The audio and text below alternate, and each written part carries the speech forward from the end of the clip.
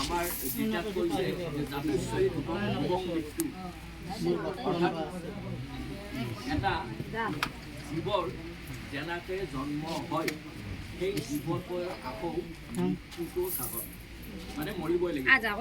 আমি সকলো ইয়াতে আছোঁ, আজি সুন্দৰ দেহা লৈ পেলাই পঞ্চ ইন্দ্ৰিয়দি আমি জন্ম পাই সুন্দৰ দেহা এটা লৈ পেলাই আছোঁ, কিন্তু এদিন কি হ'ব এই পঞ্চ ইন্দ্ৰিয়ই গতক বুলি কৈছে, অৰ্থাৎ এই পঞ্চ ইন্দ্ৰিয় অৰ্থাৎ পঞ্চভূতৰে নিৰ্মিত দেহটো এদিন কি হ'ব শেষত আপোনাৰ পঞ্চভূততে মিলি হ'ব। তাৰমানে জন্মটো যেনেকৈ ধ্ৰুৱ জাতিশ্বৰী ধ্ৰুৱং ধ্ৰুৱং মৃত্যু বুলি কৈছে, ঠিক তেনেকৈ পঞ্চভূতি দেহটো এদিন সকলোৰে যি জীৱই নহওক মানে 84 লক্ষ জীৱৰ ভিতৰত মানৱ জীৱনটো শ্ৰেষ্ঠ বুলি কৈছে। 84 লক্ষবিধ জীৱ আছে পৃথিৱীত, সেইটো আপোনালোকে জানি থওক।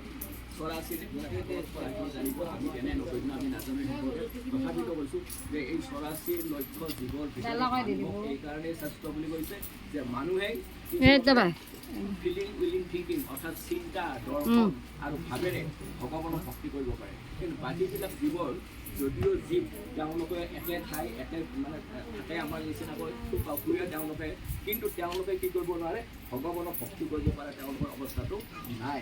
বা আমি যেনেকৈ এতিয়া আপোনালোকে নাম প্ৰসংগ কৰিছে, ভগৱানৰ নাম গুণ লৈছে, ইয়াতে ভগৱানৰ নাম কীৰ্তন কৰিছে, কিন্তু বাকীবিলাক জীৱ এনেকৈ ভগৱানক দৰ্শন কৰিব পৰা শক্তি, ভগৱানৰ নাম গুণ ল'ব পৰা শক্তি নাই। সেইকাৰণে মানৱ জীৱন আটাইতকৈ শ্ৰেষ্ঠ জীৱ, আৰু সেই মানৱ জীৱন শ্ৰেষ্ঠ হৈ শ্ৰেষ্ঠ কৰ্ম কৰিব পাৰিলে আপোনালোকক কিন্তু এদিন ভাল পথত গতি কৰিব পাৰিব।